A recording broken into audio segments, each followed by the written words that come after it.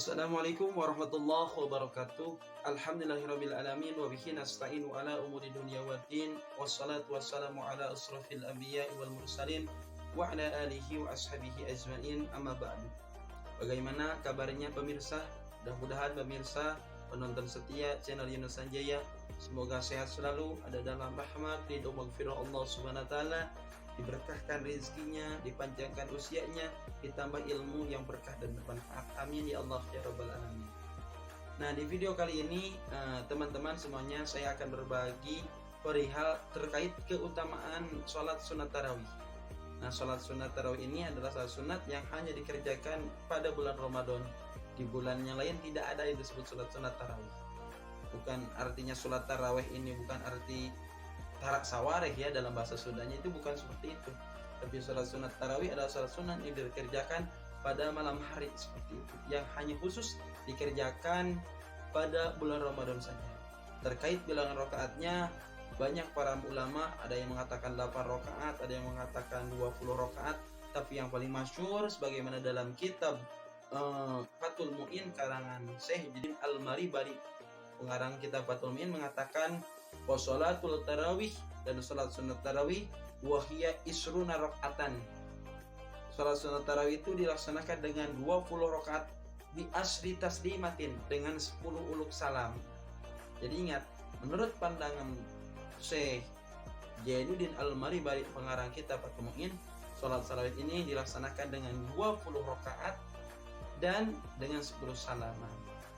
Dan sangat luar biasa pahala keutamaan sholat tarawih ini, sebagaimana dikatakan dalam hadis qala Nabi sallallahu alaihi wasallam, man qoma ramadana imanan wahtisaban ghufira lahu ma taqaddama min dhanbi.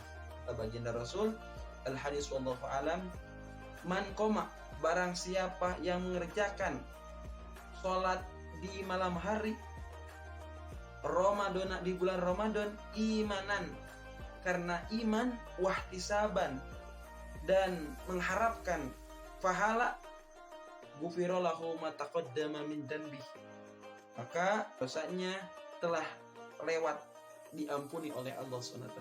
Jadi dalam hadis barusan, barang siapa yang melaksanakan sholat di malam hari, yakni sholat sunat tarawih, bisa dikatakan ghufira lahu ma taqaddama min dhanbi, dosanya diampuni oleh Allah Subhanahu wa ta'ala. Masya Allah bukan? Oleh karena itu teman-teman harus sungguh-sungguh melaksanakan sholat tarawih, walaupun sholat tarawih ini adalah sholat sunnah. Karena dalam suatu hadis dalam kitab Dhurratun Nasihin, an Ali bin Abi Thalib radhiyallahu taala anhu annahu qala, dari Ali bin Abi Thalib radhiyallahu taala anhu bahwa ia berkata, su'ila anin Nabi sallallahu alaihi wasallam, baginda Rasulullah SAW ditanya an fadhaili tarawih, terkait fadilah keutamaan sholat tarawih fi syahri Ramadan, di bulan Ramadan. Jadi dalam satu riwayat baginda Rasul ditanya terkait bagaimana keutamaan fadilah sholat tarawih. Maka baginda Rasul menjawab, faqala yakhrujul mu'minuna min danbihi fi awali lailatin. Nah, siapa yang melaksanakan sholat tarawih di malam pertama, yakhrujul mu'minu min danbi, maka akan keluar dosanya dari orang mukmin tersebut yang melaksanakan sholat tarawih, kayaumi waladat ummuhu, seperti saat ia dilahirkan ibunya. Jadi barang siapa yang melaksanakan sholat tarawih di malam pertama, itu dosanya akan keluar dan bagaikan seorang yang baru lahir dari rahim ibunya. Saking bersihnya orang yang melaksanakan sholat tarawih di malam pertama, itu pahalanya. Dan yang untuk hari kedua, wa fi lailatis saniyati, dan untuk malam yang kedua, yughfaru lahu wa li abawaihi in kana mu'minan. Barang siapa yang melaksanakan sholat tarawih di malam kedua, maka diampuni dosanya oleh Allah Subhanahu wa taala dan dosa kedua orang tuanya. Jadi biar teman-teman semuanya masih punya orang tua, kebetulan juga in kana mu'minan, orang tuanya seorang mukmin, maka diampuni dosanya oleh Allah dengan syariat wasilah kita melaksanakan salat tarawih di malam kedua. Dan untuk malam ketiganya, wa fi lailatis salisati, dan untuk malam yang ketiganya, yunadi malakun min tahtil arsy istanafil amala ghafarallahu ma taqaddama min dhanbi. Seorang yang melaksanakan sholat sunat tarawih di malam ketiga, seorang malaikat akan berseru dari bawah arasy, mulailah beramal, kata malaikat tersebut, semoga Allah mengampuni dosamu yang telah lewat. Jadi tadi, sebagaimana dalam hadis berarti, yang keterangan yang siapa yang melaksanakan sholat sunat di tanggal ketiga atau malam ketiga bulan Ramadan ini, sebagaimana dalam hadis tadi, an qama ramadana imanan wahtisaban ghufirallahu ma taqaddama min dzambi. Siapa yang melaksanakan sholat sunat Ramadan dalam kurun sholat sunat tarawih imanan wahtisaban, karena iman dan ikhlas mengerjakannya, ghufirallahu ma taqaddama min dzambi, maka diampuni dosanya oleh Allah yang telah lewat. Masya Allah. Jadi sangat-sangat penting dan berharga dan sangat luar biasa dahsyatnya pahala keutamaan tarawih ini.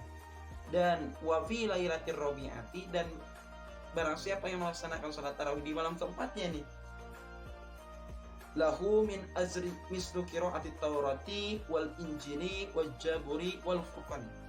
Barang siapa yang melaksanakan salat sunat tarawih di malam keempat, maka lahu untuk orang tersebut min azri mislu qiraati taurah, orang tersebut akan diberi pahala ganjaran seperti membaca kitab Taurat, wal Injil, dan bagaikan pahala membaca kitab Injil, wal Zaburi, dan pahala membaca kitab Jabur, wal Furqani, dan pahala membaca kitab Al-Quran.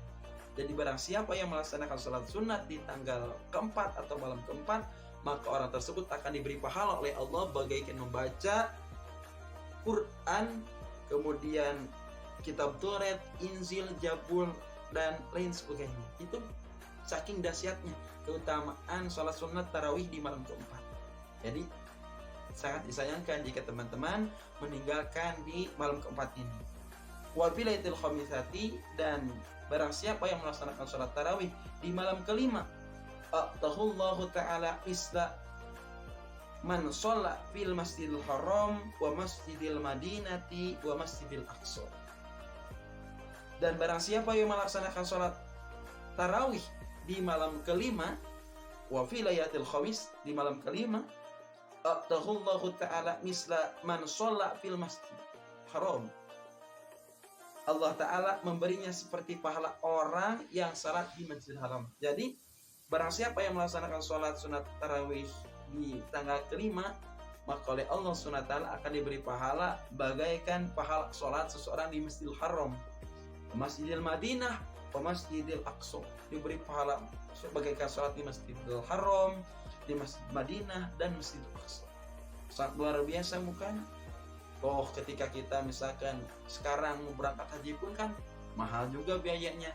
Tapi ini pahalanya luar biasa. Barang siapa yang melaksanakan sholat tarawih di malam kelima barusan, itu pahalanya bagaikan pahala sholat di Masjidil Haram, di Masjidil Madinah, dan Masjidil Aqsa. Sangat luar biasa.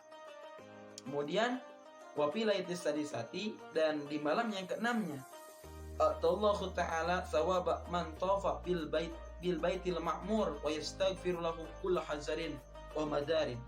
Barang siapa yang melaksanakan sholat sunat di malam keenamnya, Allah Ta'ala memberi pahala orang yang tawaf di Baitul Ma'mur, dan wa yastaghfiru lahu, dan diberikan ampunan oleh Allah bagi orang tersebut kullu hajarin, setiap batu, wa madarin, setiap cadas. Jadi setiap batu, setiap cadas memohon ampun untuk orang yang sholat di malam ke-6 ini. Sungguh luar biasa, Masya Allah.